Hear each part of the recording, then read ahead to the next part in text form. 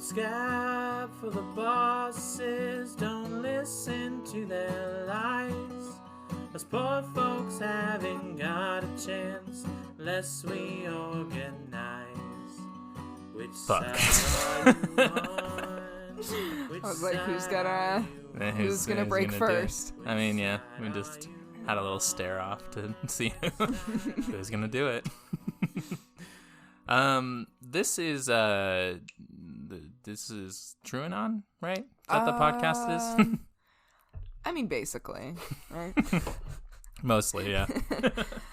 This is called Remarks. It is The podcast. This is. I have one quick question though. What is a podcast?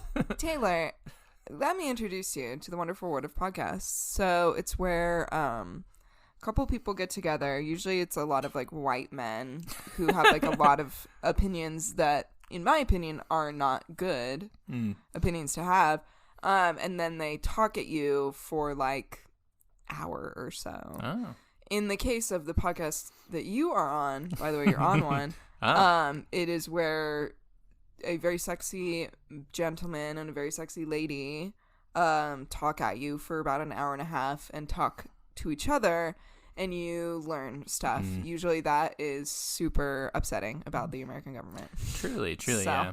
Yeah, I feel like a lot of white dude podcasts, it's a whole lot of playing the devil's advocate. They sure do, and it's like, you're a little too good at that, sir. Yeah, you're a little too. They're like, let me just play devil's advocate for a minute here. So I hate women. Exactly. So picture this hypothetical. I'm super racist. In a hypothetical world, hypothetical only. Yeah, gotta play devil advocates with your rights, like. Yeah. Oh yeah, good times. Love it. Great times.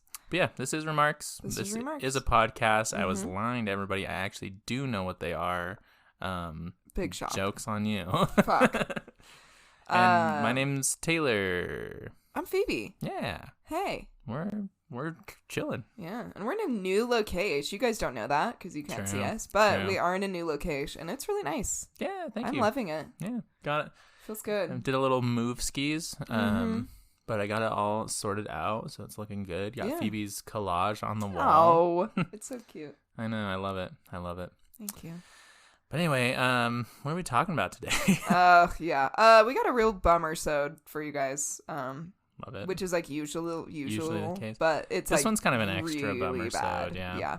Yeah. So about like 2 weeks ago, following the shooting in Buffalo, where 10 black people were killed at a Buffalo grocery store, I texted Taylor and I was like, I think it's about time that we talk about mass shootings. So that's what we're going to talk about today. Yeah. So obviously, like, upfront content warning for that kind of speech. But I will also give a little bit of a content warning before I get into talking about, like, the certain shootings in particular. The specifics, for sure. Yeah. Yeah, so, it's kind of a rough one. Yeah. We'll make some lighthearted comments when we can. As but, much as we can. That's still, like, respectful. Just make things a little easier for y'all. But, yeah, buckle in and do something lovely for yourself after listening to this. True. Because you probably will be very sad. I know I have been sad, like, all last week. I mean, I've been sad for the last, years. But, yeah, just, like, doing this research in depth has been very, like, made me just feel hopeless a little bit. True. I haven't felt a speck of happiness since, like, 2012, maybe? Pretty much, yeah. That's when things kind of went downhill. Yeah. After I saw the hit movie 2012, the one about the world ending, that was when, because that was like the peak of cinema. Pretty much. And my life, basically. So since then, nothing's really ever been the same, Yeah, I feel that. You ever see the movie Day After Tomorrow? Oh, I love that movie. Yeah. It's such a great disaster movie. Yeah, it's a good one. I remember my dad and I used to watch that one a lot. It was a fun one. Disaster movies are fun. I just like, they're just kind of like low stakes, like, you know what's going to happen. You don't really care about the characters that much, but it's just like really fun to watch, like, the entire city of New York is like engulfed by a fire tornado or like something fucking crazy. It's a fun little romp. Yeah. That's what it is. Yeah. Which I feel like some of those things maybe hit a bit closer to home now because like Yeah. crazy weather events just keep happening, and I'm like, Yeah, ooh. we actually have fire tornadoes now. Yeah. I'm like, maybe they were onto something. Yikes. Yeah, for Yeah. sure. But shall I take it away? Yes, please. Okay. So as I was saying, Taylor and I decided about 2 weeks ago to talk about mass shootings. And then I chose to talk about school shootings in particular. So again, now that you kind of know more specifics about what I'm talking about, content warning again for sure for specifically school shootings. And it was just Tuesday of last week that we had to add another school shooting to the endless list of devastating school shootings in the United States. This was the second mass shooting in about a week and a half, and I'm sure that there has been more within the last 2 weeks that I just have not heard about yet. The shooting at a grocery store in Buffalo, New York, where 10 black people were killed, and the terrorists live streamed the attack on Twitch. Oh gosh, which is fucking. I didn't know that. Wow. Until I was looking it up. And then there was also a massacre at Robb Elementary in Uvalde, I believe it's pronounced. Sorry, Texans, that I don't know how to say that. Uvalde, Texas, I believe it's called, where a gunman killed 19 elementary school students and 2 adults. Yeah, when I chose to talk about school shooting this week, I knew that it was going to be very rough research and obviously an extremely devastating topic to cover, but I honestly did not imagine that there would be a story to happen so close to talking about it this week. Yeah. Which I guess I shouldn't be so shocked, but it just was like very, I don't know, just the way it happened was like I was already into this research and then it was like, oh hey, here's another one, by the way. So yeah, I'm gonna this will be a two-parter episode, by the way, because there's way too much to talk about. But I will be getting more into details about that specific shooting next week. So yeah. Yeah, as a country at this point, we are all so tired and we're terrified and we're beyond heartbroken and just beat down. Any and every school shooting is immeasurable in its devastation, but to have a repeat of what occurred at Sandy Hook Elementary, especially when we've been begging our leaders to do something, anything to protect our children, is blatant ignorance from our representatives who will never make a change so long as they're in the beds of the NRA. Really cool. Love the NRA. It's Yeah. good stuff. You know, it's the big shame is that the NRA used to be like tight. Like, I know. It used to be like a cool, just like gun safety company. Yeah. And then it got like taken over by some new person, and then they like turned it into the, Republican hellhole that it is now. Yeah. And then they were like, hey, Ted Cruz, do you want to we'll send you to Hawaii if you just don't ever create any kind of gun restrictions ever and let people buy assault rifles all the time for no reason.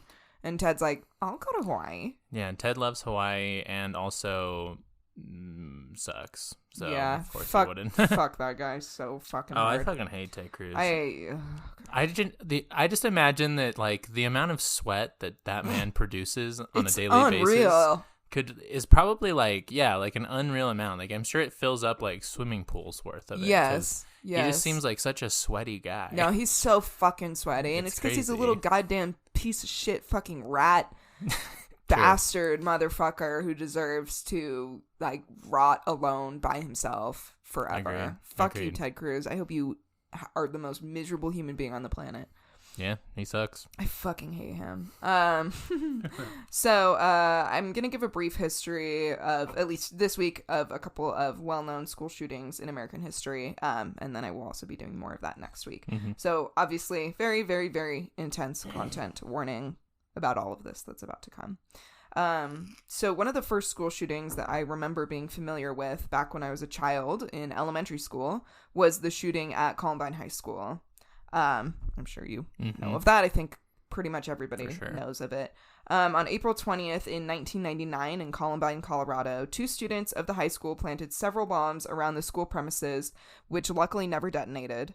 And then the 2 boys moved about the school, murdering a total of 12 students and 1 teacher and injuring 21 people, and then subsequently killing themselves. Prior to the massacre, there were multiple signs from the 2 boys that this was a premeditated event.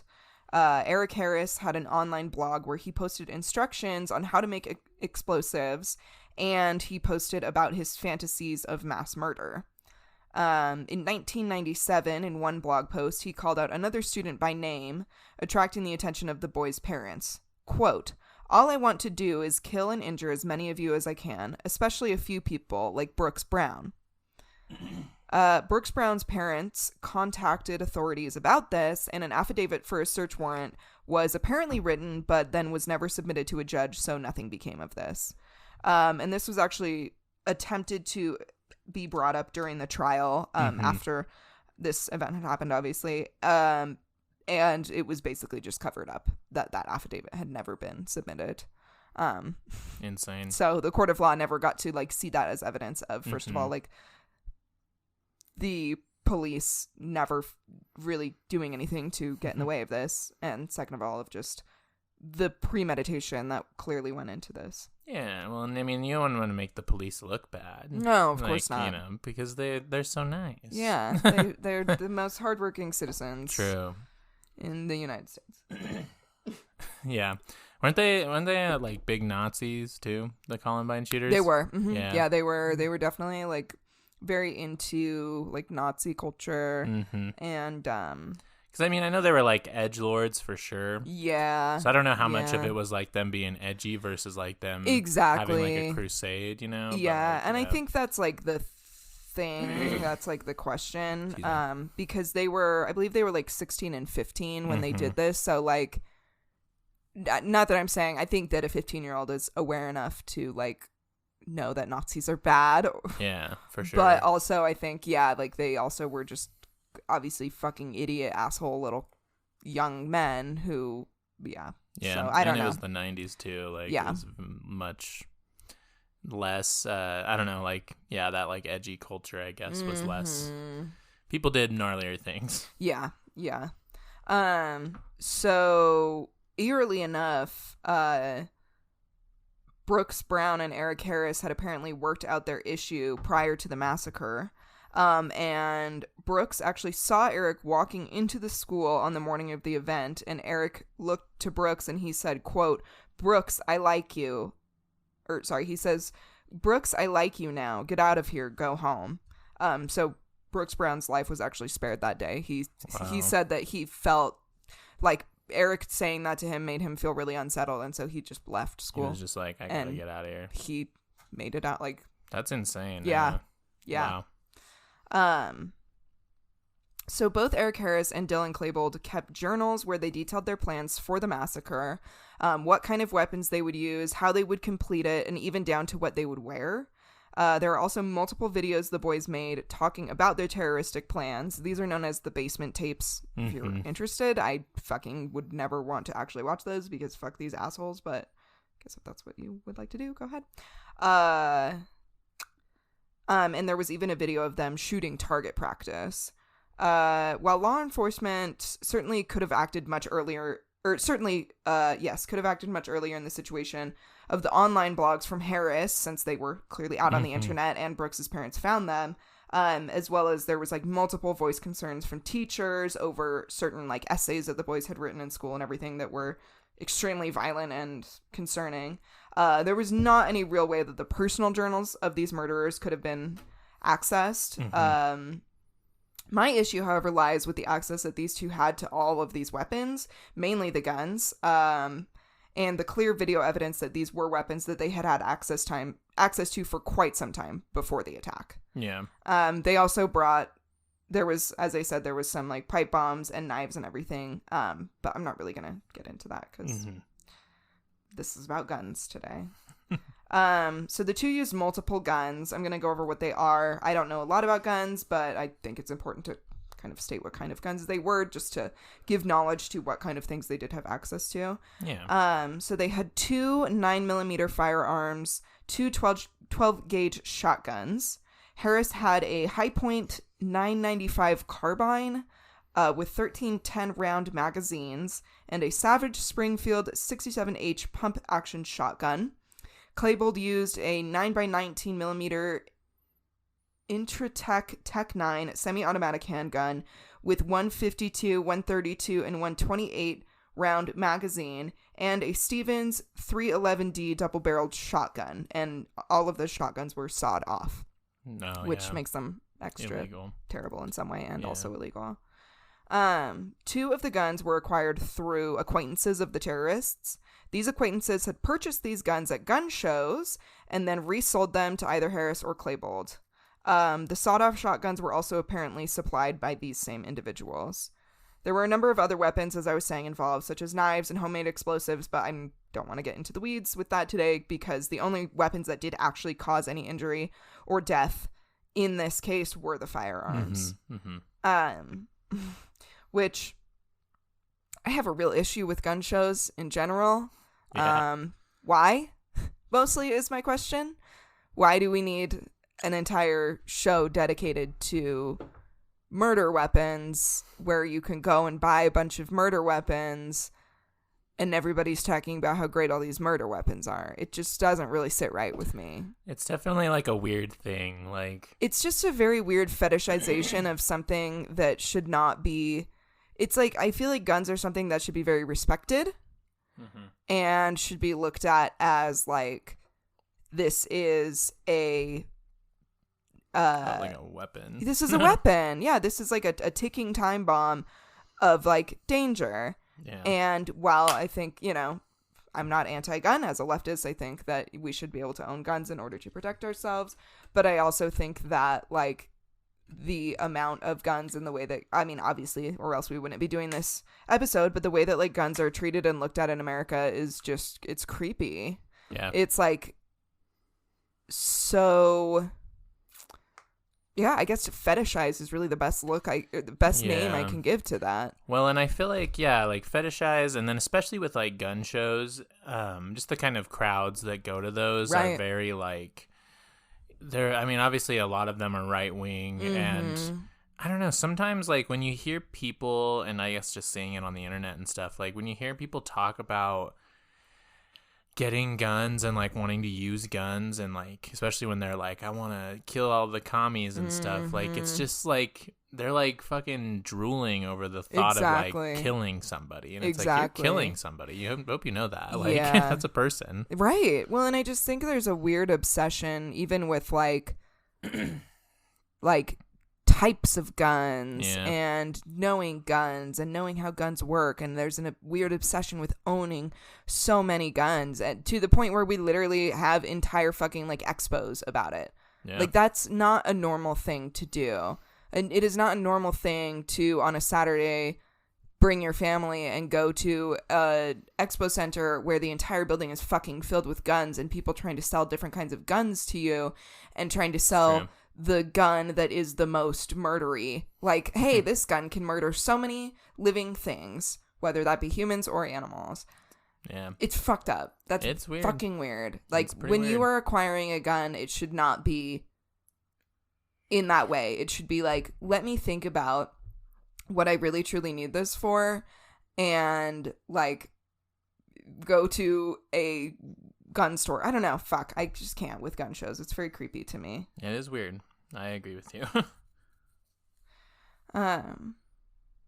So there was no specific motive stated in the blog posts or journals of the killers. However, there were multiple blog posts from Harris that talked about wanting to rape and torture women. And the 2 boys did use racial and homophobic slurs while during the massacre.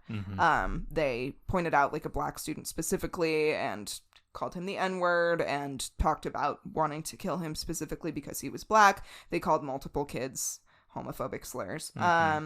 There was also a possibility that these boys were bullied in school, and therefore that could have also been a motive for the murder. I don't really give a flying fuck. Yeah. I've been bullied and I never did anything like this. Plenty of people have been bullied really badly and never chose to do anything like this. So don't really fucking care whether they were or not. However, it's just a stated theory as to why they could have done this kind of thing. Yeah. A lot of people did actually latch onto this theory, especially in the media, which led to, of course, the codifying of these murderers, which then in turn led to multiple copycat shootings. Which is really fucking great. Because they're like, oh, this is how you get back for being bullied. Exactly. Exactly. Well, and this is also what directly led to, in the future, more cases of mass shootings where they would be like, well, did they have mental health issues? And, well, they did this and this. It's like, I don't care. Sorry, I don't give a flying fuck. Yeah, and so yeah, as I was saying, like there wasn't really any specific like maybe it could have been motivated by Harris's hatred for women, maybe it could have been motivated racially, but there's not really any. I honestly don't think it was anything. I think it was just maybe a combination of all of it. Yeah, probably a combination of everything and senseless violence, and they wanted to be known. Yeah. Because they're assholes. So several Christian evangelical groups use the Columbine shootings as a way to promote their churches. Oh. Yeah. I love that. Yeah. Great.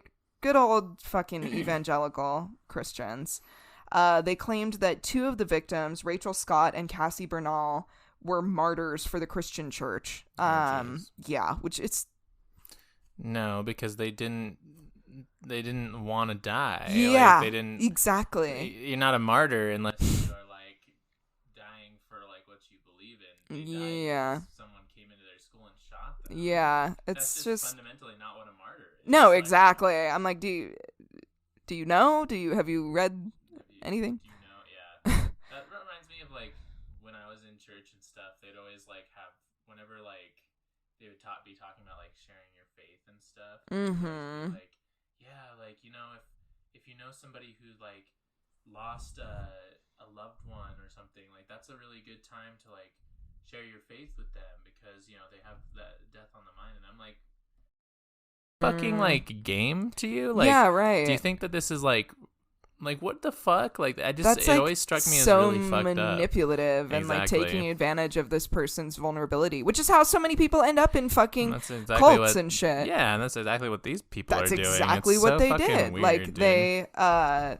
took this like horrific fucking event and they like turned it around to like hawk their stupid fucking culty ass religion. And it's gross and I fucking hate it. Yeah. So all of this was based on a rumor that before both of these young women were shot and killed, they're girls. They were girls. They were young girls. They weren't women. They were like teen girls, little baby girls. Just want to really nail that in because children. I shouldn't be. Yeah, I don't want to even use the word women because they were fucking children. Anyway. All of this was based on a rumor that before both of these kids were shot and killed, they were asked if they believe in God, to which they allegedly responded that they did. This is all hearsay, and there's been multiple different stories. Either way, you can always count on the Christian church to capitalize off of tragedy. Oh, yeah, for sure. Very classy, very lovely of them. Good things. Yeah. The Christian church, love them. Yeah. Never done a single bad thing, actually. Can't think of one. No, can't think of anything. I just barely finished saying. No, can't think of it. I mean, yeah. Speaking of capitalism. Speaking of capitalizing. Here's an ad. Ads. Oh. Anyway. Ads.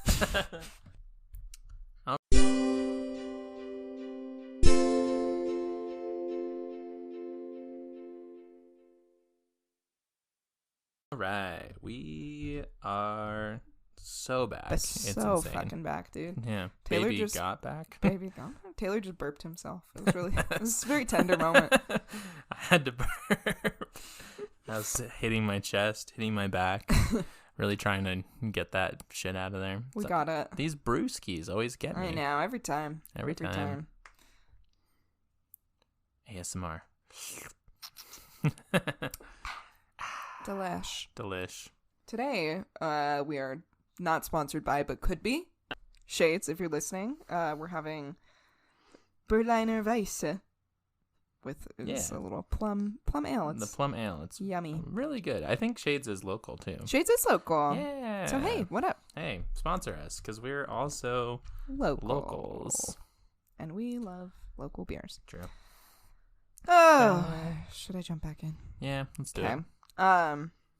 So, the response from the country to the Columbine shooting was, of course, to begin a debate over gun control, which ultimately led to much attempted legislation that never saw the light of day. There was like literally multiple legislation written up that just was like, nah. They're like, nah. Nah. I mean, we don't need to do anything about this like horrific fucking tragedy that just happened. Yeah, and especially like because the whole like Second Amendment bullshit, like it's not it's way different now than it was when like they wrote it, because they wrote it as like you need like to be able to like arm yourself as a militia. Yeah. And then against England. Like, yeah. And it's just like, well, it's like, yeah, like obviously we should be able to like arm ourselves, and we, you know, here at Remarks, we are fully in support of arming yourself, especially like the working class. Yes. But at the same time, gun legislation and like control and, you know, ways of preventing these things. Why are we not looking to that? That has overwhelming support from everybody except the NRA. Exactly. And their puppets. They're evil. Yeah. And I'll get into a story a little bit later where, like, there's certain types of legislation that could very well be put into place that would barely fucking affect, like, gun ownership. Yeah. But, you know, it still won't happen. So, some things that did happen, though, is that police forces began using immediate action rapid deployment, also known as IARD. This is a tactic used in crisis situations, such as an active shooter situation, where police who would typically create a blockage at the scene and then wait for special forces to respond to the crisis, now they would enter the crisis situation themselves and attempt to resolve the issue, which I'm kind of like, what was the point of having cops before then? Yeah, like if they weren't going to go in and do anything. They just show up and be like, hey, don't go over there. Although with all the recent news, too, it seems like they still don't really go in and do anything. No, they don't. I was going to say, while this does seem proactive and I'm sure has been helpful in some cases, this has been regularly unhelpful because, as we know, 1, cops are pussies. 2, cops are racist, and they often use IARD as an excuse to shoot people, specifically people of color or people with mental health issues. Yeah. So, as we've seen time and time again in this fucking country, they can use the language of a crisis situation or fear-based, whatever, to then just murder whoever they want, rather than, I don't know, helping children not get fucking killed at their goddamn school. I don't know. I just love the argument of like people who are pro-cop, and they're like, because they'll be like, oh, well, like, the cop had to shoot that guy. Like, he was scared for, he was trying to protect everybody. And then when they don't do anything, they're like, well, the cops, they're people too. They're scared. Exactly. Like, they need to, and it's just like, well, which one is it? Yeah. Like, then what is the point? What is should the they point? act or should they not act? Right. Like when they, like, I mean, when all of, this sort of anti-cop sentiment started boiling up again, it was all of this, like, well, this is a dangerous job, and every day they go to work, and it's just so dangerous, and da-da-da, and it's like, number one, first of all, you quite literally signed up for that. Second of all, where is the danger? Because they choose time and time again to never do anything, and as I just read, it's like, before they weren't even, like, by law, they didn't have to fucking do anything. They just sat around and waited for somebody else to fucking show up. So it's like, I don't know what dangerous job you're, like, so sad and complaining about that you literally fucking chose to do as your fucking career. You literally don't have to. You could quit. You could quit. Do something else. I promise you. Yeah, because obviously there's no fucking point in having them, because what have they done? Anyway. So, other outcomes from the Columbine massacre are increased school security, some schools posting metal detectors at their entrances, and having children start to use clear backpacks, and also the zero tolerance policy. This policy has been adopted by many schools across the country. I'm sure you might remember from, like, when you were in school, those little signs that would say, like, zero tolerance. For like school firearms, zone or whatever, guns, like all firearms, drugs, it's all a big thing. So basically, this employs a policy that if any student is caught with weapons, drugs, or has been posing threatening behavior to other students, they will be expelled. As we are well aware, the zero tolerance policy has not done much in way of stopping school shootings, threats, or even bullying. And this is a quote from the School Discipline Support Initiative that I think explains well what the zero tolerance policy has done. So, quote, zero tolerance refers to school discipline policies and practices that mandate predetermined consequences, typically severe, punitive, and exclusionary. For example, out of school suspension and expulsion, in response to specific types of student misbehavior, regardless of the context or rationale for the behavior. The term originated during the Reagan era, of course. Yeah. During which the Federal Anti-Drug Abuse Act of 1986 was signed into law as a response to the war on drugs. So, pretty much anything that happened during the Reagan era, you can guarantee will had lasting effects and plagues us to this day. And has caused multiple tragedies. Yeah. Yes. Zero tolerance policies have largely turned into an excuse to target students of color or to punish students with behaviors that are competitive to school authorities. Even things as small as coming to school out of uniform. Oh, this obviously also negatively impacts students with mental health disorders or behavioral disabilities or things like that, or learning disabilities. Oh, for sure.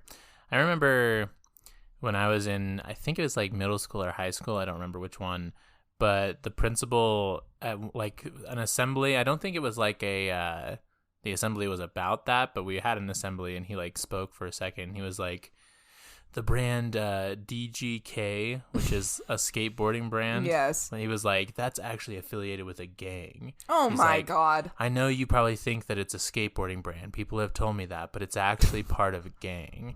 And a gang of somebody who drove to Vans to buy a fucking shirt. Exactly. A gang of people who shop at Zoomies. Yeah. Well, and that's the thing with this shit is that it's like it targets people, who would wear like DGK. Thank you. Or like clothes that were like baggy clothes or Baggy whatever, which stuff, again is associated with students of color. So it's once again just a fucking racist. And then not a lick of fucking talk about, I don't know, mental health and signs to look out for when your kids are acting a certain way. Yeah. None of that. It's just like, oh, if you have a weapon, then you're punished. Yeah. Like there's no preventative measures whatsoever that are going on. Well, and there's multiple cases where like a student, I don't think there should be weapons on school premises, but there's been multiple cases where a student has brought a weapon because they've been threatened by another student. Exactly. And what are they going to do to stop the kids they don't do anything. There's been multiple times where students have reported being like severely bullied to the point where the kid says that they're going to harm or kill them and the school doesn't do jack shit. Yeah. Because, and I mean, and it goes back to how schools are fucking underfunded and exactly they don't have the resources to do shit about anything. Exactly. Like I think there's well-meaning people in schools who like actually want to help people and kids, but if you're on a teacher's salary, you're trying to fucking handle everything, you don't have the time. Exactly. I don't know. Well, and I think like similar to police institutions where like, maybe somebody did enter the force with good intentions and then discovers it's fucked up and then tries to do something about it. They either get beat down by the rest of the other cops or fired. And I think it's similar in school situations with not so much other teachers, but with like the districts and the superintendents and things like that are higher up, where it's like, well, don't make a huge deal out of this, and we don't need to be drawing attention to these things. You need to focus on something else, and we need to make the school look good. And so the people who are well intentioned never get to fucking do anything about it because everything in this country is set up to well, and especially fail. When schools that get better test scores get more money. Exactly. And then the schools in areas that are usually more impoverished, usually have higher concentrations of people of color because of that, get less funding because of that. And it's like, so it's this fucking, this terrible system and cycle. I don't know. Exactly. Yeah. It's fucking dumb and stupid. Agreed. So multiple studies have shown that zero tolerance policies, which typically include crime, quote unquote, committed by a student, punished by suspension or expulsion, don't do anything to positively affect behaviors and in fact contribute to harmful recourse by the punished student. Yet another tally to add to the list of the punitive system being absolutely ineffective. Oh yeah. So as I was saying, following the Columbine shootings, there were a number of copycat shooters. One very notable one was on August 30th, 2006 at Orange High School in North Carolina, where Alvaro Castillo, a graduate of the high school, after murdering his father at home, opened fire at the school using a 9mm Hi-Point 995 carbine and a sawed-off 12-gauge Mossberg 500 pump-action shotgun. Which I believe the 995 carbine was one of the same guns that one of the boys used in the Columbine shootings, and the sawed-off shotgun, I don't know if it was the exact same type, but it was a similar make. He ended up injuring 2 students, but luckily ending with no other fatalities other than his own father. Alvaro was obsessed with the Columbine massacre to the point where he attended a Columbine sightseeing trip where he purchased a black trench coat similar to the ones worn by the Columbine murderers. And this sightseeing trip apparently occurred after Castillo convinced his mother to take him to see Columbine High School and the homes of the 2 murderers, and then also thought it was chill for him to purchase a trench coat. I don't really know exactly how that all went down, but it was stated specifically that, like, he begged his mother to take him to go on this fucking sightseeing trip to Columbine, and she did. That's so weird. Yeah. Like, that's just... Because that seems like the kind of thing where you're like, hey, are you okay? Like... Yeah, no, exactly. Like, I would be like, yes, you can learn about this, like, terrible thing that happened, but I don't think that it's a sightseeing kind of thing. Yeah, I don't think we need to go there. No, like... maybe Mount Rushmore or something like that. I don't, well, even that's not. I mean, fuck Mount Rushmore for sure, but. There's a lot of blood behind Mount Rushmore as well. But, you know, like maybe, I don't know, go see the Grand Canyon. Yeah. Once again, Taylor and I are the same person. Same person, yeah. Yeah, so, I mean, it's like fucking red flag number 1, you know? Alvaro, whoops, my computer scrolled. No. Where did it go? There it is. Alvaro kept multiple journals, notebooks, and tapes where he spoke about his obsession with the Columbine killers. He also talked about this obsessive crush that he had on a classmate, and he compared that crush or obsession that he had for this classmate to the same obsession that that guy had for Jodie Foster, who tried to kill, what was his name? What the fuck? John Hinckley. I believe it was Hinckley. Yeah, I think you're right. Anyway, he like compared it to that. So it's like, I'd murder Ronald Reagan for you. I mean, something like that. Yeah. So again, for what it's worth, yikes. I mean, if somebody just like smiles at me really nice, I'm like, I'd murder Ronald Reagan for you. Mean, yeah. I'd murder Ronald Reagan for about anybody. Exactly. That's what I'm saying. So it doesn't take too much to make me want to murder Ronald Reagan, but. Yeah. It is a little bit of a weird comparison for sure. I feel like he was like alluding to the fact of like he would he was gonna create a murder for this woman. Yeah, exactly. And so he even in these journals he even listed himself as a school shooter in a notebook that he had titled Mass Murders and School Shootings of the 20th and 21st Centuries. And then at the end of that he listed himself. So interesting. Obviously something that he had been thinking about and planning for and probably been wanting to do for a long time. In April of 2006, Alvaro attempted to kill himself with a shotgun. He was admitted to a psychiatric hospital but was released just a week later. Jeez. After attempting to kill himself with a shotgun. How did he miss, I guess? Like, he didn't, like, shoot himself? In the story that I had read, his father came home and he caught him before he was able to actually makes sense. do it. Okay. And, like, wrestled the gun out of his hand or whatever it was. So, yeah, released just a week later after that. And this was with knowledge of, you know, and I don't know all the details if the family reported all of his, like, Columbine shit. But, I mean... It was there. It was out there. It was there, and I mean, it's a week. Yeah, it's again, a week later. Attempted to kill himself. And then, so his parents just like let him continue having free access to these guns? Well, so he was released a week later and was advised by the people at the psychiatric hospital that he should be kept away from guns, which this isn't on them by any means, but it's just like, oh, advise, like, maybe try to keep this kid away from guns. It's like the kid who tried to just shoot himself with a shotgun. That's what we're doing.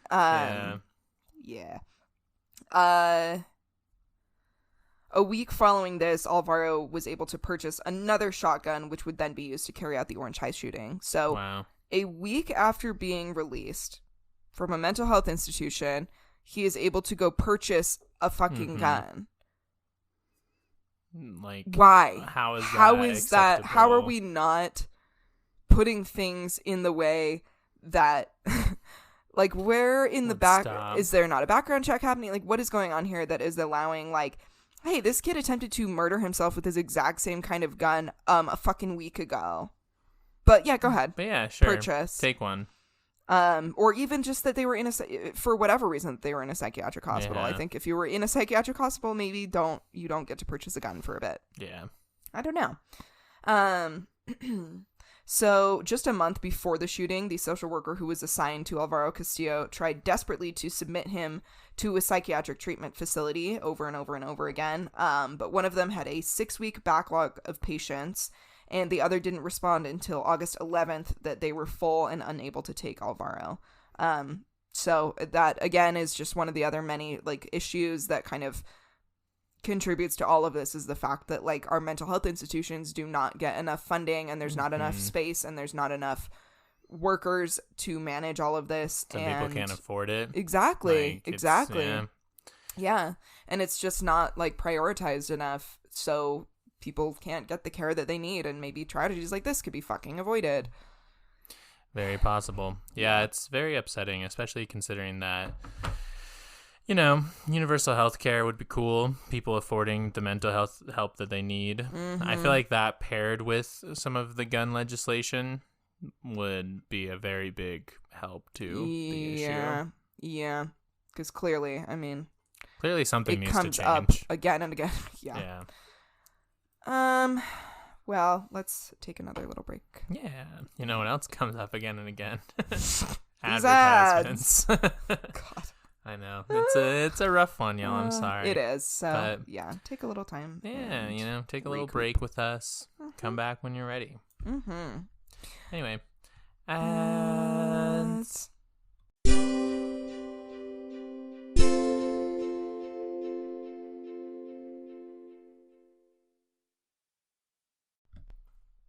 What up?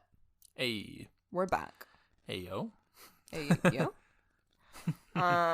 We're back. I'm just gonna get right back into it. Werb. So we are talking about Alvaro Castillo, who was the copycat shooter, who attempted to kill some kids at Orange High. So, a few hours prior to this shooting, Alvaro had sent an email to the sitting principal of Columbine High School that said, quote, "Dear principal, in a few hours you will probably hear about a school shooting in North Carolina. I am responsible for it. I remember Columbine. It is time the world remembered it. I am sorry. Goodbye." Oh, jeez. Yeah. That's weird. Well, I don't... Yeah. Which, I don't know. First of all, it's like, who doesn't remember Columbine? Yeah, like, what is it? What do you mean? And it's like, I don't know if he's trying to say remember it because we need more gun laws or something, but obviously that's not what he was going for. Yeah. Also, it's so fucked up. God damn it. That poor school, like, just never ever will it be able to exist again and just be Columbine High School. Like, for the rest of its existence, it's known for this horrific tragedy. And this poor fucking principal has to receive this goddamn email, and it's like, probably makes that principal feel, I don't know, not responsible or something, but it gets you real fucked up in the head about it. Yeah, I'm sure. Like, I'm sure how horrible. It's just upsetting. Yeah, extremely upsetting. Like, why? Oh my god, I can't. So, I'm bringing up this copycat murder in particular because of some of the gun control legislation that was attempting to be passed in Utah a couple of years ago. Red flag laws, or extreme risk protection orders, also known as ERPOs. These are a set of laws that would allow law enforcement or family members to submit a petition to a state court to approve the temporary removal of firearms from a person who presents a danger to themselves or others. The firearms would be returned after an allotted amount of time that would be decided by a judge. This type of gun control, especially in the state of Utah, where we have the highest teen suicide rates and the highest rates of suicide by gun, would be extremely beneficial. Absolutely. Lobbying groups literally chose to push ERPOs in an attempt to appeal to the conservative gun-loving groups, hoping that a temporary removal of firearms from a potentially suicidal or homicidal person would be docile enough at an attempt at gun control, but apparently this was too much for Utah conservatives, and these red flag laws never passed. Ah, very fun. Yeah. Literally just temporarily being like, hey, yeah, you're suicidal. We're going to take this for a sec. Like, hey, this person has, like, actively talked about killing themselves or killing other people. And it's not even like they don't even get to take it away right away. It's literally the family or whomever has to submit something to a judge, wait, or a state court or whatever, wait for them to respond, and then maybe get the weapons taken away for 24 hours or possibly longer. Like this is so minimal of gun control, and we couldn't even fucking get this. It's, I mean, yeah, because, you know, a person's right to a gun is way more pressing than a person's right to, I don't know, again, literally anything, healthcare, mental health, people to live. Yeah, exactly. It's how we are here. That is the old US of A. motto of our fucking nation. Yeah. So several states have enacted red flag laws with, of course, massive pushback from the NRA, who claims that these laws are unconstitutional and go too far by allowing courts to remove weapons from someone who has not yet committed a crime. Which... It's just too far. Yeah. It's the same thing as, like, I don't know. It's the same thing because, what, are you, like, trusting...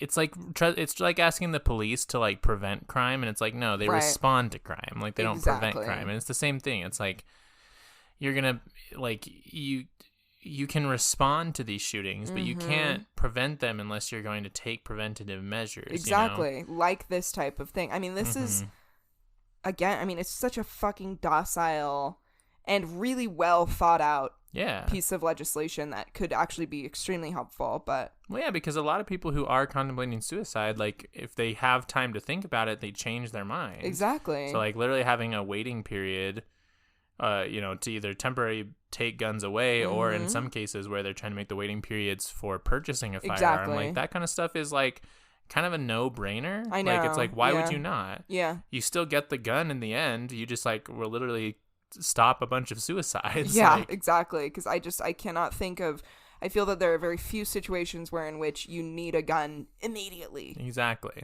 Like. Yeah, like what, and again, like, I mean, it's like with, you know, we regulate other things harder than that, like automobiles, like you have to get those registered, you have to go and through all these hoops for them, but yeah, even fucking like Accutane medication is like so heavily regulated. It's crazy. Well, for women at least, or people with uteruses, I should say. It is so heavily regulated because it can cause like possible birth defects, and so you have to jump through all these fucking hoops to get on goddamn Accutane. But go out and buy a gun right now today. Have it. It's fine. Yeah, so the fact that Alvaro Castillo was able to purchase a shotgun in just a week after being discharged from a psychiatric facility is a fatal oversight by our government's legislation, and honestly sounds like a purposeful one. Due to fears that the NRA might think it's taking it too far if we don't allow people who are a week fresh out of the fucking mental hospital to purchase more guns. Yeah, and then they wouldn't get all that sweet NRA money. Exactly. All the politicians. So... Yeah. And we don't want the politicians to go hungry. Of course not. You wouldn't want to upset the politicians. Even though they make, what, like $300,000 a year being a politician? Yeah. God forbid we take away, you know, an extra billion or whatever the fuck they're getting. However fucking much they're getting, yeah. From the goddamn NRA. So a really rather eerie outcome of the Columbine massacre and hundreds of school shootings that have since followed is the My Last Shot project. This is really upsetting, so sorry. A 2019 project organized by students of Columbine High School, along with other gun control activists, created an effort to raise awareness of the reality of school shootings and how little we have progressed as a country towards stopping them. The activists for My Last Shot created stickers that students could place on their driver's licenses, student IDs, etc. that read, quote, "In the event that I die from gun violence, please publicize the photo of my death. Hashtag My Last Shot," signed the student's name.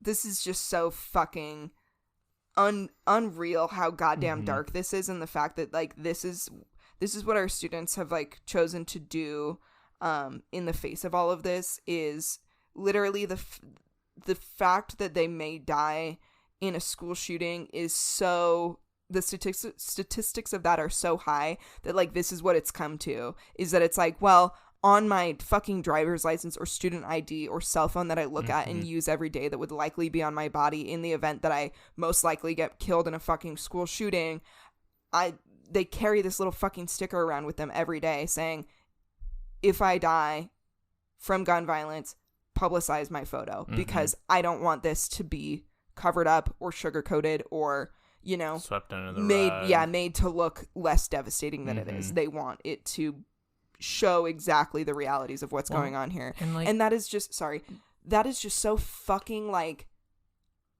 unbearably heartbreaking to me that, like, this is the point that we've gotten to is that instead of these kids, like, you know, there's been marches and there's been everything trying to beg for gun control, and this is where we're at now. They're not even asking for gun control. They're just saying, when I get killed in a school shooting, publicize the photo of my body. Yeah.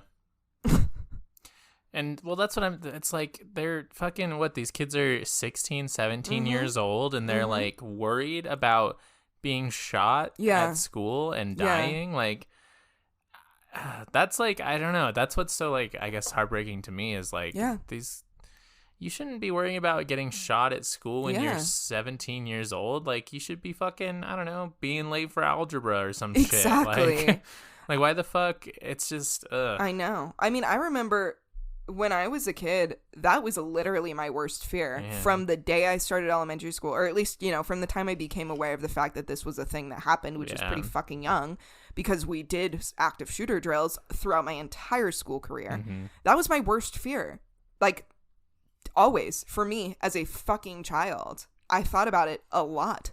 We had plenty of lockdowns at my school that luckily were not for any active shooter situation, but there was, like, people in the area who had killed somebody with a gun or something like that. Anyway, and then these active shooter drills, and I literally remember being in school and doing these active shooter drills and, like, getting genuinely upset because I felt like other kids in my class weren't taking it seriously, and I was like freaked out because I'm like, this is something that could very likely happen. Like, we need to be fucking taking this seriously. Possibility. It's just like, and I just think about that is how so many of us have grown up and continue to grow up. Like, that is from at least 1999, and there were school shootings earlier than that, but from at least 1999 to now, this is how fucking kids have grown up.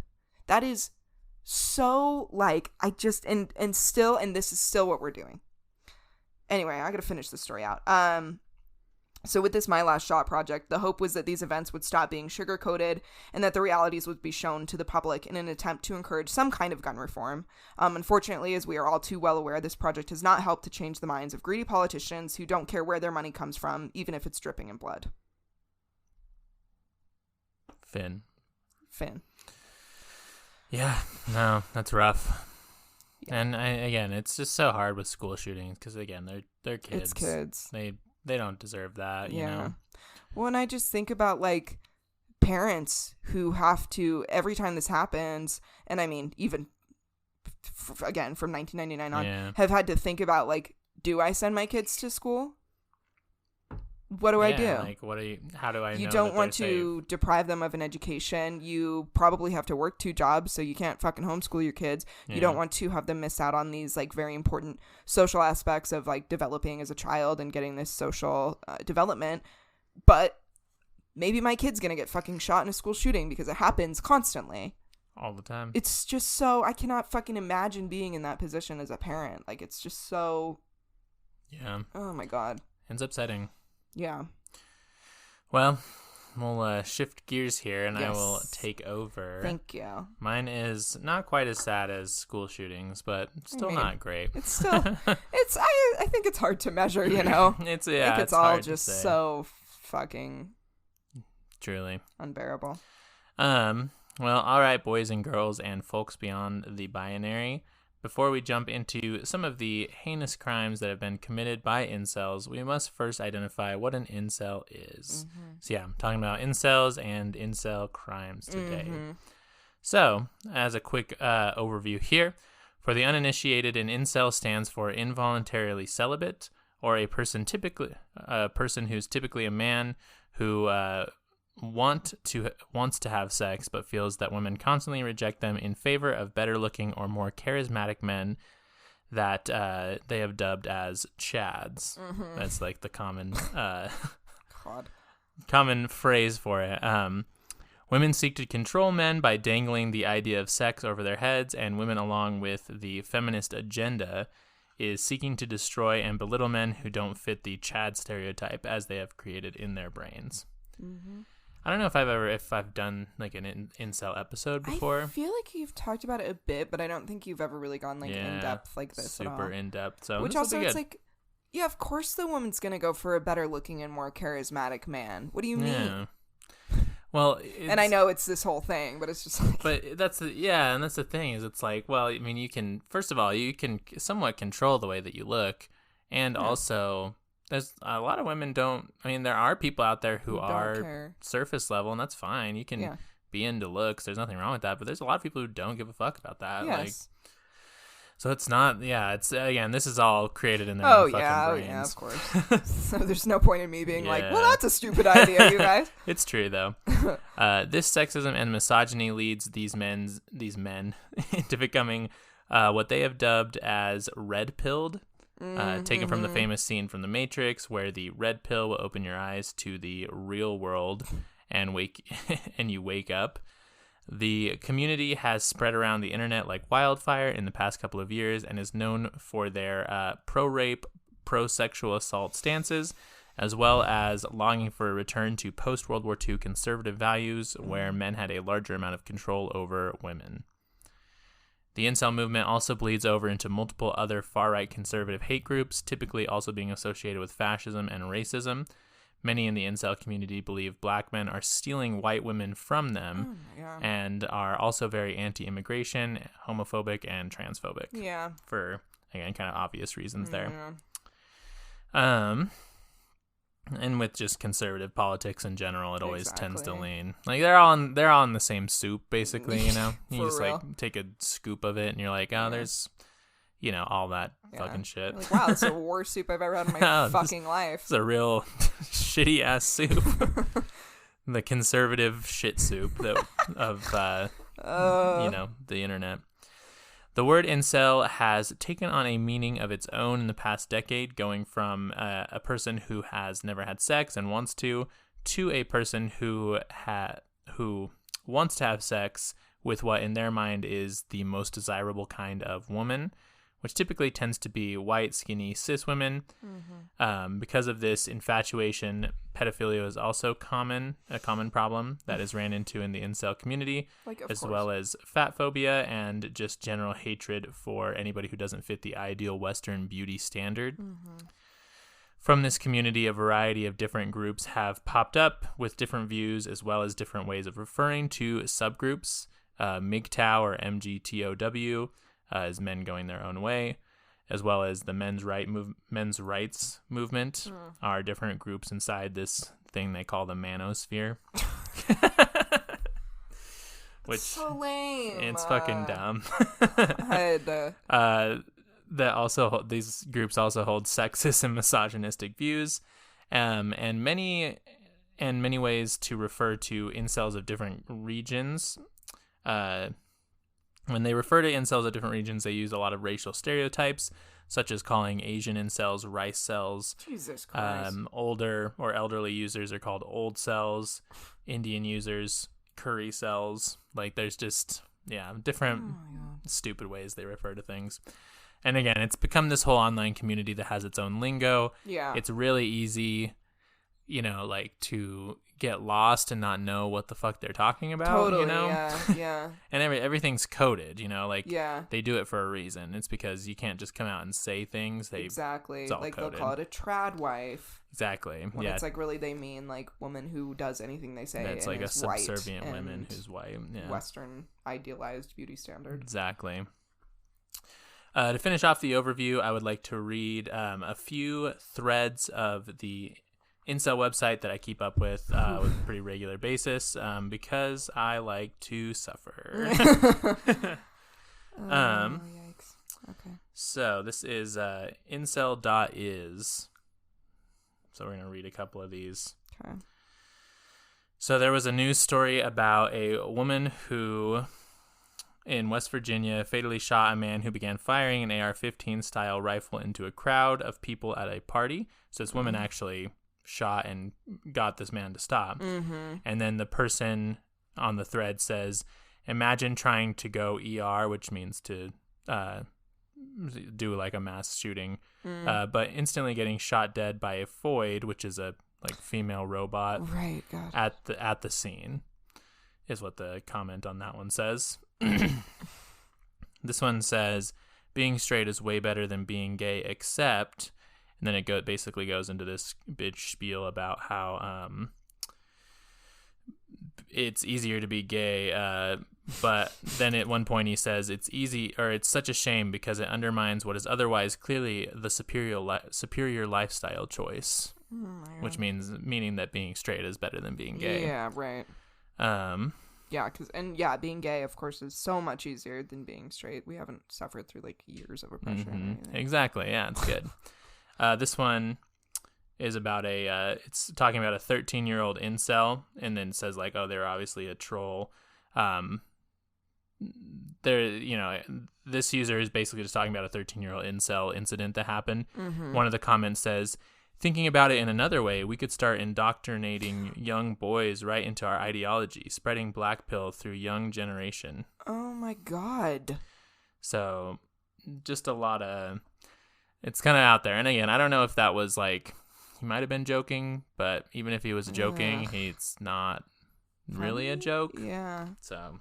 Well, and it's like, you're like just blatantly talking about your plans to like brainwash children into being woman haters. Exactly. Jesus Christ. But anyway, so yeah, that website's called incel.is. You can go on there right now, read comments and threads for yourself. I feel like many people want to shrug off this movement as like a fringe group. And I hope that with these stories, we're talking about shootings and gun control, of course, is kind of in the topic, but mainly because I talk about this stuff a lot. I just want people to know that like this isn't necessarily just a fringe group that has done that. Like there's multiple, this is a community of people that it's happening because of these things. Exactly. So.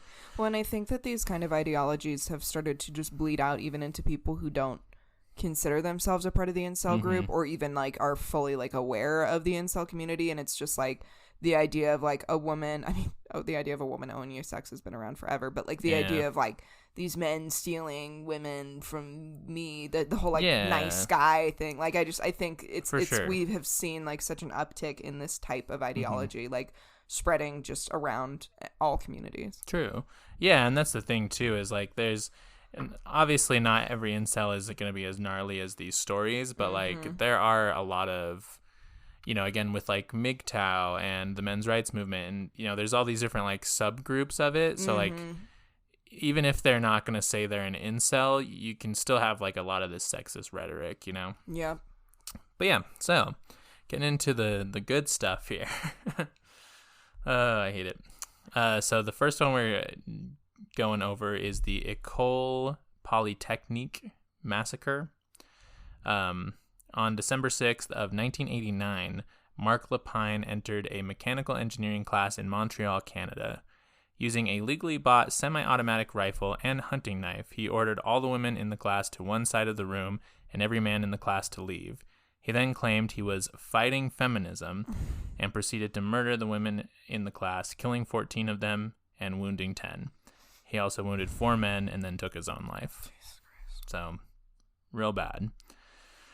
The Canadian media actually refused to call it an anti-feminist terrorist attack, and even had one journalist named Barbara Frum plead to not name it anti-feminist because it, and I quote, diminished the tragedy. What? Which makes no sense, no. But because it was truly, that's exactly what it was. He said verbatim. He said the thing. Like, yeah. Also, Taylor, for some of our listeners who won't know, will you say what blackpilling is? What being blackpilled is? Because you mentioned it in that comment, and I've heard of it, but yeah. Sorry. Yeah, no, I do need to. Blackpilling is basically like red pilling is when you're like your eyes are opened up to, the truth, as I was saying. Sure. Blackpilling is when you realize that, Chads control the world basically, and you're never going to like get laid or like get this again standard of woman that you want. So they say like, all hope is lost. So you black pill, which basically means you like become suicidal because of it. That's like what black pilling is. Yeah. So like like you said, he ended up killing himself at the end of this. Exactly. And this is 1989, so very early on God. here. Yeah. This is an older one. This is like the beginning of this kind of stuff. But yeah, so super liberal shit, media being like, it's not anti-feminist, it's a tragedy. And it's like, no, you can call it what it is. It's still a tragedy. It's still a tragedy if it's a terrorist attack. Yeah. Like, but again, just another example of people not wanting to take it seriously. Exactly. The suicide note and police investigation was never released to the public, but I think it's safe to say that it would have been chock full of sexist shit. Mm-hmm. Today it is viewed as a misogynistic attack by most and has been marked as one of the earliest cases of a mass shooting directly tied to anti-feminism. Mm-hmm. This is the first of many attacks that would be ignored as a growing issue with extreme sexism. And I know that you're probably thinking that we have gotten way super better about identifying misogynistic terrorism, right? Yeah, for sure. It's super chill now, right? Yeah. Oh, yeah. Well, wrong. Shoot. This brings us to the next case, which I'm going to go over, which is the Lubby shooting. It's called Lubby shooting. On October of 1991, George Hennard, I guess in October of 1991, George Hennard killed 23 people and wounded 27 by driving his 1987 Ford Ranger through the plate glass front window of Lubby's cafeteria in Killeen, Texas. Jesus. He exited his vehicle and was quoted as saying, "All women of Killeen and Belton are vipers. This is what you've done to me and my family. This is what Bell County did to me. This is payback day." He had been unemployed and was fired from his job as a merchant mariner for drug use. Prior to the incident, he got out and started like shooting people. Mm-hmm. Prior to the incident, he had actually stalked two sisters that lived close to his house and sent them a 5-page letter, which stated, "Please give me the satisfaction of someday laughing in the face of all those mostly white, treacherous female vipers from those two towns who tried to destroy me and my family." Oh my God. So yeah, he was stalking these sisters. This was a little bit before the incident. It's just the fact that he says like, "Oh, you've done this to me and my family." It's like, no, you did this. You actually are the one that did this. Nobody made you. You made the choice. Well, and so this was before, but I think he's referring to like losing his job for the drug use, and like there's some other stuff with him being in the Navy and them like he, I don't know if he was discharged. I think he was discharged, but he like couldn't get back in. So there was some obviously stuff going on there, but yeah, insane stuff. He circled the cafe calling women bitches and a slew of other insults before shooting them. He would pass directly by hostages who were men and would directly target women. The police arrived shortly after, and there was an actual shootout that took place, with the police resulting in Hennard being shot 2 times and then eventually taking his own life. Jeez. An ex-roommate of Hennard's was quoted saying he hated blacks, he hated Hispanics, and gays. Oh my God. He said women were snakes and always had derogatory remarks about them, especially after fights with his mother. So yeah, again, really awful. It's a real bummer episode, y'all. I'm sorry. But it's necessary to talk about. It's important, 14 of the 23 people killed were women that day. Yeah. So again, this one, because this took place in 1991. Okay. So again, this is super prevalent internet misogyny. So this isn't even the peak of how bad it would be. Yeah.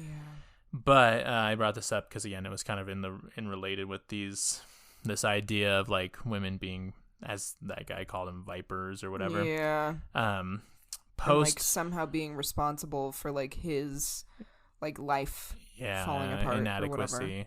Well, yeah, and I think that toxic masculinity is a big thing, and when you get rejected, you're taught that, oh, real men don't get rejected by women. Real men don't know how to take rejection, right? So it's like, no, you don't. People don't teach men how to like, again, handle rejection. And Right. I think in some people it makes them really bitter. Yeah. But yeah, post Lubby shooting, the Texas State Rifle Association and other groups preferred that the state allow people to carry concealed weapons, and George W. Bush, our one and only, would be the one to sign a bill like that into law in 1995. So instead of like any gun control, because again, it's Texas. Let's make you have more guns around you at all times. Exactly. Yeah. Exactly. Okay. That's your solution. That's your reaction to this. That was the solution. So fun stuff. Very. Ooh, moving into the 2009 Collier. I don't know, Collier. Collier Township shooting.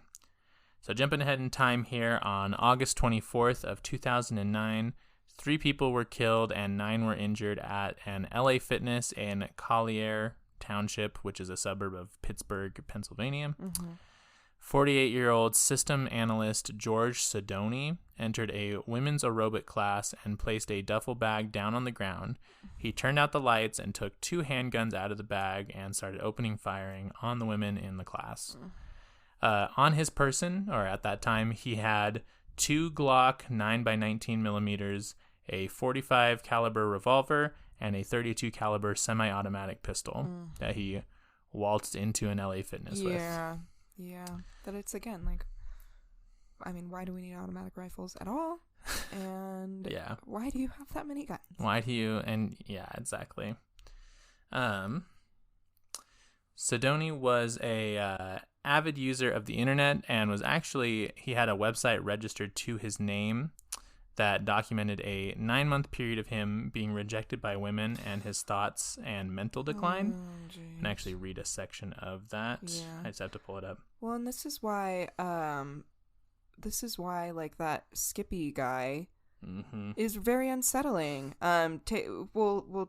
It's not super important right now. Taylor and I were trying to do this live stream of this guy on YouTube called Skippy the Virgin, who like films his dates with women, and it doesn't go well, and he never ends up like being with a woman or whatever. And it seems pretty docile, but it's like, it's this type of shit that it's like, yeah, this is why that kind of thing is unsettling. Oh, absolutely. Yeah, and that's the thing, why, like, because you just don't, people, it's rough. I don't know, like, when you feel entitled to like a person's time or attention and then you don't get it, again, it just makes people act weird when you don't know how to like take rejection. Exactly. Let me find this quote. One of the quotes, he writes, last time I slept all night with a girlfriend was in 1982. Girls and women don't even give me a second look anywhere. He also said, women just don't like me. There are 30 million desirable women in the U.S., parentheses, my estimate, and I cannot find one. So he was detailing his sexual frustration on this website. And George Sidoni is, in my opinion, one of the first like modern incel murderers. Yeah. He's actually. What year was this? This was 2009. Okay. Yeah. So he's actually talked about on incel forums to this day. His crime has become famous, or I guess, famous in the incel community, almost as much as our next perpetrator. The 2014 Isle Vista killings. This one is probably the most famous. May 23rd, 2014, a 20-year-old Supreme Gentleman, as he called himself, was responsible for killing 7 people and injuring 14. This man's name was Elliot Rogers. He started by murdering 2 male roommates of his and another male friend as they entered the apartment that they lived at one by one. He then went and targeted a dorm, or like a campus full of women.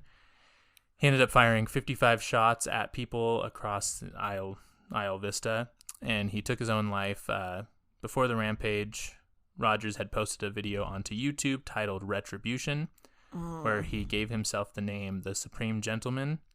He also released a 107,000-word manifesto called My Twisted World, The Story of Elliot Rodgers. Oh, God. It's no surprise that Rodgers idolized Nazi figures and from the Holocaust and was extremely racist, sexist, and homophobic. Yeah. A section of the YouTube video shows him saying this. Tomorrow is the day of retribution, the day which I will have my revenge against humanity, against all of you. For the last 8 years of my life, ever since I hit puberty, I have been forced to endure an existence of loneliness, rejection, and unfulfilled desires, all because girls have never been attracted to me. Girls gave me their affection and sex and love. Oh, sorry. Girls gave their affection and sex and love to other men, but never to me. I'm 22 years old and I'm still a virgin. I've never even kissed a girl. I've been through college for 2.5 years, more than that actually, and I'm still a virgin.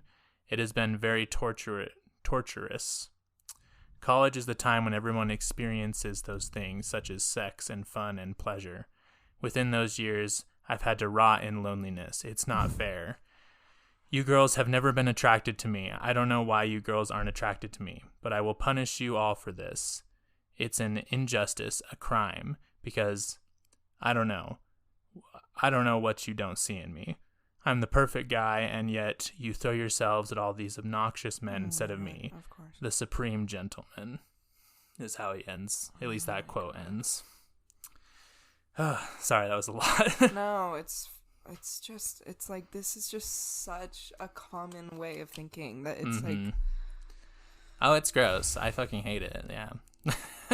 I think that because one of the reasons why I feel like I'm so into researching this stuff, I guess, is because I've been following it for so long. Yeah. Because I don't know, I was in high school when I learned about what this was. Yeah. And I feel like I've just seen it again, kind of continually get worse and worse. For sure.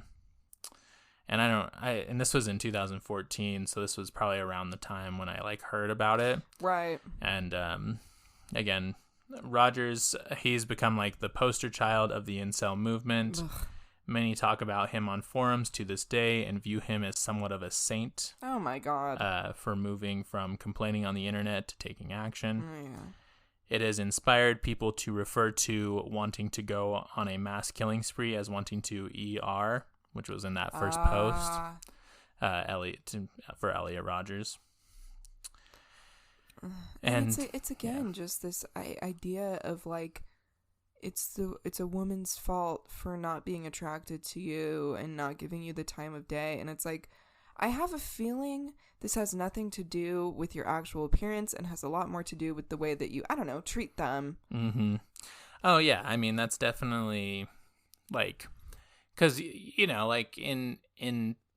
I've had partners in the past, and I don't think that I would fit the Chad stereotype of what an incel thinks a Chad is, Exactly. Their chiseled jaw and muscular build Yeah. or whatever, because they call it hitting the genetics lottery, when you have all these nice features.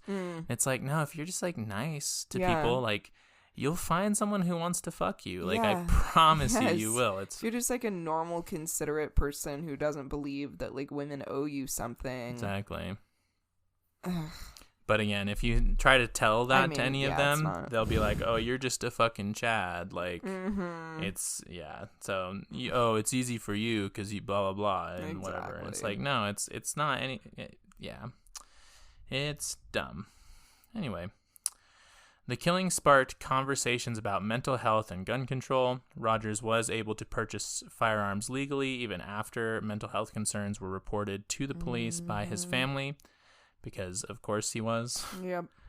California did pass a law that allowed guns to be seized by authorities if a subject was suspected to be harmful. That's the same kind of law you were talking about. The red flag or the ERPO laws. It was passed in California, of course, not here in Utah. Because we live in a real cool place. Yeah. It's very normal here. Fun stuff. But anyway, yeah. So that's probably the most famous one. I have 2 more that I'm going to go through, as long as everybody's cool with that. Keep going. Yeah. I know it's a bummer. I mean, after the episode, draw yourself a nice bath or something.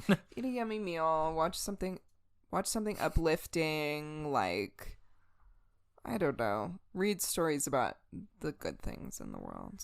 You should. I'm going to let Moonshine in really quick. Oh, well, she's on the bed. Oh, I don't know what that is. Good ghost. A ghost. We're haunted here, y'all. The Haunted Remarks podcast. Spooky podcast. I mean, yeah, today's episode's pretty fucking spooky. True. Do you remember that episode or that like Scooby-Doo movie with Shaggy and Scooby and I think Scrappy, and they enter into that like monster race? Like it's a bunch of like a race car, but it has a bunch of monsters, and Dracula is like the one that's hosting it. No. Really? Oh, damn. I didn't really get into Scooby-Doo that much, to be honest. R.I.P. I know. Sorry. Well, listeners, if you remember that episode, comment below. Exactly. Your thoughts about that Scooby-Doo episode. Please do, yeah. Just a nice little palate cleanser before we jump back in. Talk about Scooby-Doo. The wholesomeness of Scoobert Doobert. Scoobert Doobert.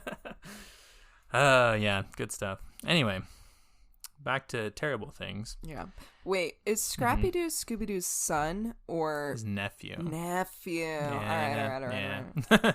Which, I don't know. Yeah, I guess that one of Scooby's siblings then must have been fucking. I don't know. Anyway. Sorry. So, moving on, we have the Toronto van attack. On April 23rd, 2018, so again, progressively getting sooner and sooner, Alec Minasian? Yeah, I think it's Minasian. Who fucking cares? Who fucking cares, yeah. Drove his van down Yonge Street on the sidewalk in Toronto, Canada, trying to hit people and kill them. 11 people were killed and 15 were injured, and 9 out of the 11 people were women. Alex stepped out of the vehicle after the attack and was reportedly attempting to commit suicide by a cop. So I guess this isn't a shooting one. Yeah. But he was like trying to get the police to kill him. Yep. So this isn't a shooting one, but I mean, it fit the no, theme. It is, and it's still important to talk about. Yeah. He was arrested and found guilty on 10 counts of first-degree murder and 16 counts of attempted murder.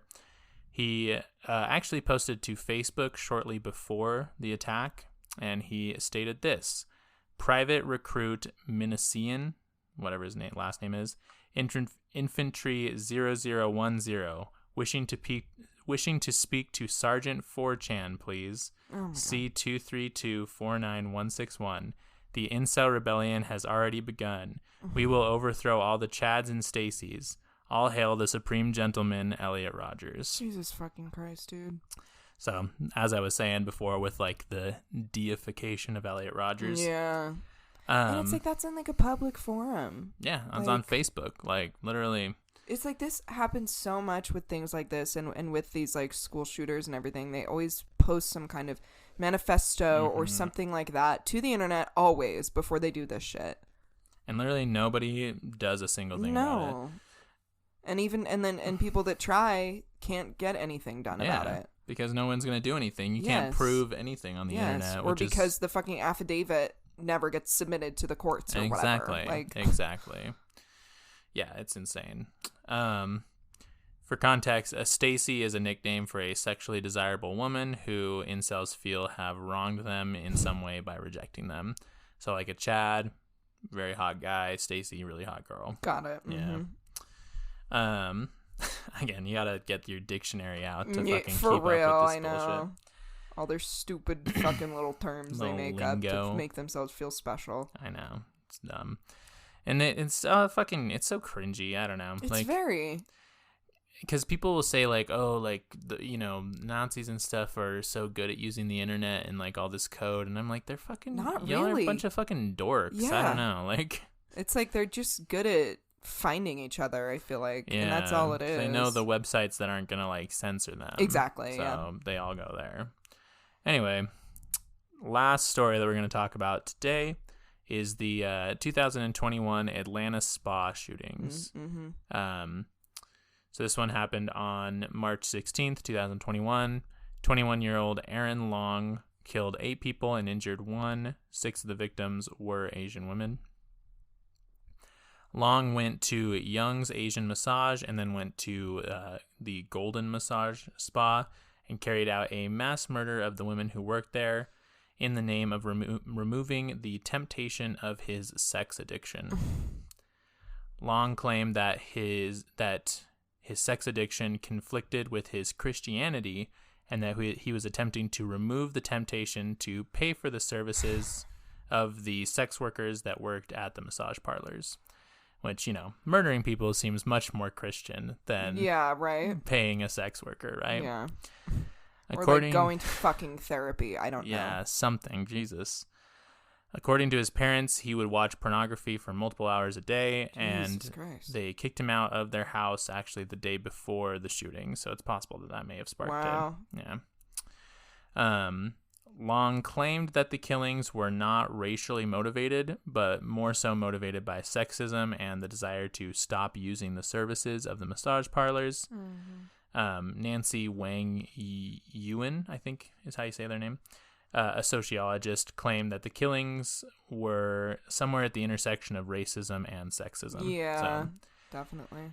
It's probably a mixture of both. Again, this was also around the time when there was a lot of anti-Asian sentiment going on because of our lovely president, or ex-president at this point.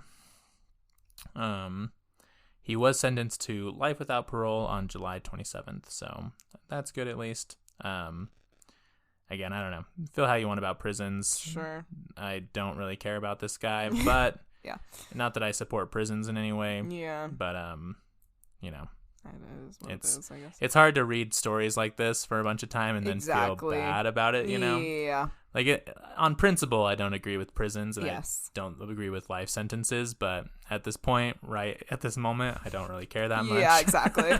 Exactly. Yeah. Long had purchased the gun the very same day that the crimes were committed. The Giffords Law Center claimed that the background check would have required would have been completed in about 100 seconds for him to purchase the firearm. Oh my God. Yeah. Georgia State Senator Michelle Ah, her name, it's A-U, Michelle Ah, I don't know, commented, it's easier to buy a gun here than it is to vote. Yeah, which is literally 1,000% true. Absolutely true. And that's the thing is, like, it's situations like that where you can go and just purchase a gun and you get to walk out of the store with the gun that day. That is not... Nobody needs that. No. Like, why do you need that? And again, like you said, it's like, it would have taken about 100 seconds to complete this background check. What kind of a background check is that? Yeah. It's so frustrating because, like, I've had to do gnarlier background checks to work at a bank than this person would have had to buy a life-ending weapon. Yes. To get my fucking housing loan, the amount of shit I had to go through to get my fucking housing loan and send, and it took like a month or something for me to get approved. Exactly. It takes less time. I'm self-employed, so it takes a bit, but like even for people who are not self-employed where it wouldn't take as long, it still takes longer than way too fucking long. 5 minutes. Yeah, exactly. Oh God. Yeah, so that's some of the incel killings. Come back next week. Yeah, for more crappy shit. Because you're finishing school shootings. Yep. I'm gonna extend on this and go into just right wing shootings. So yeah. Yeah. Real joyful, colorful time we're all having here at Remarks Podcast. Yeah, it's lovely. It's rough. It is. I don't know. I don't really have any advice. Just be safe. Yeah.